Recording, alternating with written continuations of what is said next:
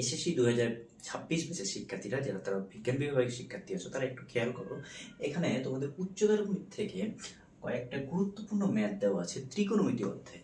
ঠিক আছে, এই ম্যাথগুলো দেওয়ার কারণ কি? কারণ তোমাদের সামনে এসএসসি পরীক্ষা 26, ঠিক আছে? তো এই পরীক্ষাতে তোমাদের ভালো করতে হবে ত্রিকোণমিতি চ্যাপ্টার থেকে, তোমাদের যেহেতু একটা অ্যান্সার করাই লাগবে মাস্ট। তো তোমরা এই জায়গা থেকে যেটা করতে পারো, এখানে মাত্র 5টা ম্যাথ দেওয়া আছে, খেয়াল করো 1 2 3 4 5। এই 5টা ম্যাথ যদি তোমরা ভালোভাবে বুঝে করতে পারো এই চ্যাপ্টারের, ঠিক আছে, তাহলে তোমরা আশা করো যে এই 5টার মধ্যে থেকে একটা বা দুইটা ম্যাথ কমন পেয়ে যাবে সিকিউরিটি। ঠিক আছে, একটা তো কমন পাবে, দুটাও পেতে পারো। ঠিক আছে, এখন সব থেকে বড় কথা হচ্ছে কি, শুধু কি এই 5টা করবা বাকিগুলো বাদ দিবা তা না। যাদের প্রিপারেশন খুবই খারাপ তারা এই কয়টা দেখতে পারো, এবং যাদের খুব ভালো তারা পরীক্ষার আগের রাতে এই কয়টা চোখ বুলিয়ে যেতে পারো। যেহেতু পরীক্ষাটা তোমাদের হাতে গোনা কয়েকদিন আছে, তাই এই ম্যাথগুলো অবশ্যই করা লাগবে। দেখো প্রথম ম্যাথটা দেখো, দেওয়া হচ্ছে কি tan theta equal to a by b হলে প্রমাণ করেছি cosec theta equal to root over a square plus b square by a। এটা কি করতে পারো তোমরা? পিথাগোরাসের উপপাদ্য ইউজ করে তোমরা নর্মালি করতে পারো। tan মানে কি? লম্ব ভাগ। দেখো কি দেওয়া আছে তোমাদের, লম্ব ভাগ ভূমি দেওয়া আছে না? তাহলে লম্ব এবং ভূমি যদি দেওয়া থাকে অতিভুজ বের করতে পারবা। এরপর cosec কি এটা বলে দিতে হবে, এটা বের করে ফেলবো। এরপর দেখো এখানে দেওয়া আছে কি sin square theta, sine square theta, তাই না? তাহলে মনে করো এটা সাইন স্কোয়ার এ, মনে করো এটা বি, তাহলে দুইটা আলাদা আলাদা কোণ এ বি ধরে নিতে পারো।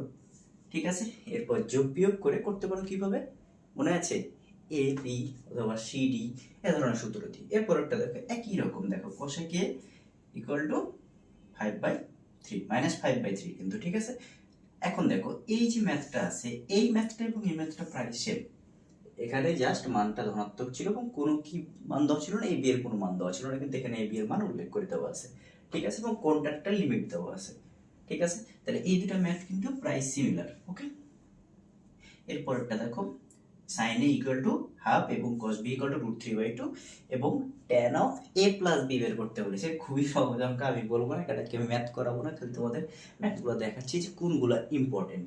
এরপরে দেখো 5 নম্বর ম্যাথটা খুবই খুবই ইম্পর্টেন্ট, এটা মাথার মধ্যে ঢুকে না, এটা খুবই ইম্পর্টেন্ট অঙ্ক। ঠিক আছে, এটা দেখো ফাংশন আকারে দেওয়া আছে f of x equal to cos x, এটা কিন্তু কি আকারে দেওয়া আছে? ফাংশন। f অফ x মানে কি? ফাংশন আকারে দেওয়া আছে। এবং আরেকটা দেওয়া আছে কি f of theta equal to 4/5, f of theta equal to 4/5 হলে যদি, এবং থিটা কোণের মানটা কি হবে? সূক্ষ্মকোণ।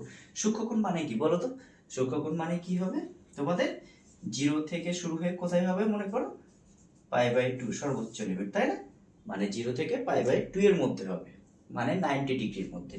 তাহলে সেটা সূক্ষ্মকোণ। এবং বের করতে বলেছে কি দেখো, f অফ π/2 মাইনাস থিটা। তো এটা কি জাস্ট প্রতিস্থাপন করে দিতে হয়, x এর জায়গায় এটা বসাই দিবা এবং থিটার মান তো আছে, দুইটাকে আলাদা করলেই তোমরা মান পেয়ে যাবে।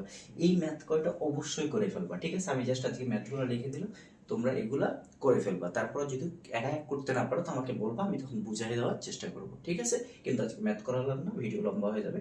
জাস্ট তোমাদের গুরুত্বপূর্ণ ম্যাথগুলো দেখলাম ত্রিকোণমিতি চ্যাপ্টারের উচ্চতর গণিতের এসএসসি 26। ঠিক আছে, আশা করি তোমাদের উপকারে আসবে। এবং অন্য কোনো চ্যাপ্টারের এরকম শর্টকাট ভিডিও চাও এবং গুরুত্বপূর্ণ ম্যাথগুলো দেখায় চাও, সেটা আমাকে কমেন্টে জানাতে পারো। ধন্যবাদ সকলকে।